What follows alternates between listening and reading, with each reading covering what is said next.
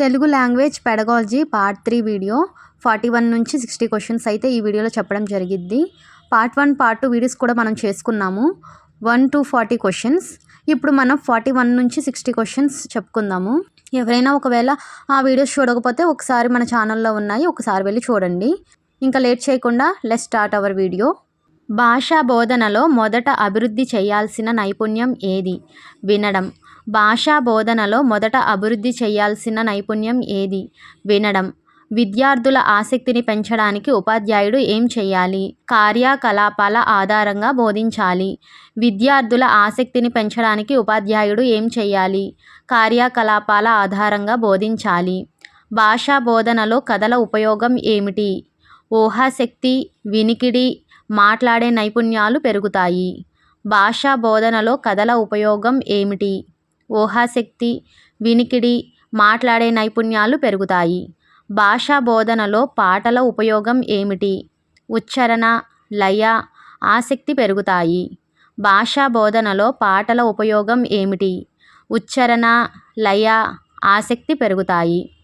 పాత్రధారణ, role play వల్ల ఏ నైపుణ్యం ఎక్కువగా అభివృద్ధి చెందుతుంది? మాట్లాడే నైపుణ్యం. పాత్రధారణ, రోల్ ప్లే వల్ల ఏ నైపుణ్యం ఎక్కువగా అభివృద్ధి చెందుతుంది? మాట్లాడే నైపుణ్యం. సమూహ చర్చ, గ్రూప్ డిస్కషన్ వల్ల ఏ నైపుణ్యాలు పెరుగుతాయి? మాట్లాడడం, వినడం. సమూహ చర్చ, గ్రూప్ డిస్కషన్ వల్ల ఏ నైపుణ్యాలు పెరుగుతాయి? మాట్లాడడం, వినడం. నిశ్శబ్ద పఠనం, సైలెంట్ రీడింగ్ ఉద్దేశ్యం ఏమిటి? అర్థగ్రహణం పెంపొందించడం. నిశ్శబ్ద పఠనం, సైలెంట్ రీడింగ్ ఉద్దేశ్యం ఏమిటి?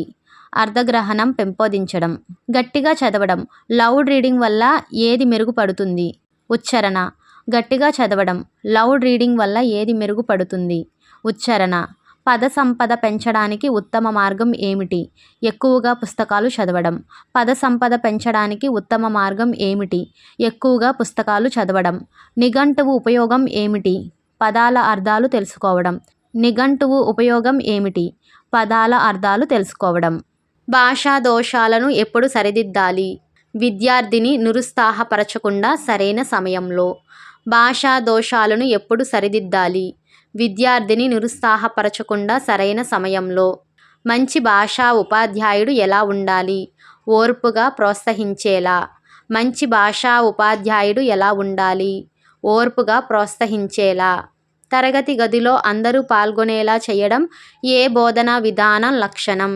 విద్యార్థి కేంద్రిత బోధన. తరగతి గదిలో అందరూ పాల్గొనేలా చేయడం ఏ బోధనా విధాన లక్షణం? విద్యార్థి కేంద్రిత బోధన. భాషా బోధనలో ప్రశ్నోత్తర పద్ధతి ఎందుకు ఉపయోగిస్తారు? ఆలోచన శక్తిని పెంచడానికి.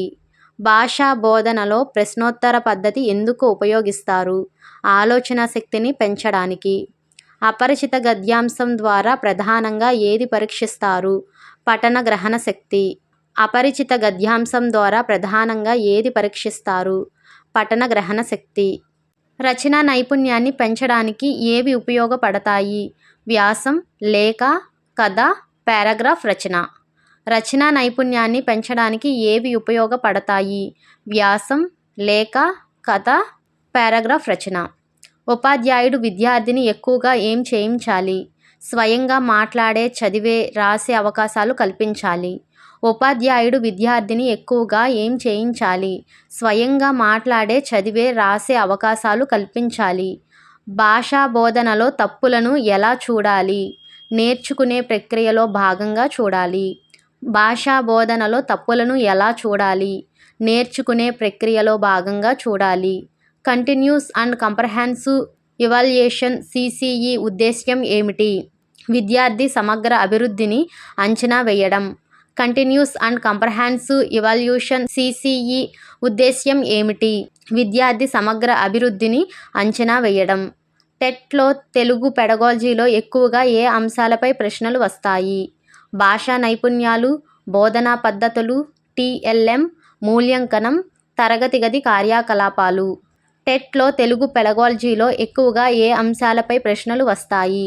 భాషా నైపుణ్యాలు, బోధనా పద్ధతులు, TLM, మూల్యాంకనం, తరగతి గది కార్యకలాపాలు. Telugu language pedagogy part 3 41 to 60 questions అయితే కంప్లీట్ అయ్యాయి. Next Telugu language pedagogy part 4 video 61 to 80 questions అయితే ఉంటాయి. ఈ వీడియో కనుక మీకు ఇన్ఫర్మేటివ్గా అనిపిస్తే వీడియోకి ఒక చిన్న లైక్ చేసి మన ఛానల్ని సబ్స్క్రైబ్ చేసుకోండి. పార్ట్ 4 వీడియో కోసం వెయిట్ చేయండి. Thank you so much for watching this video.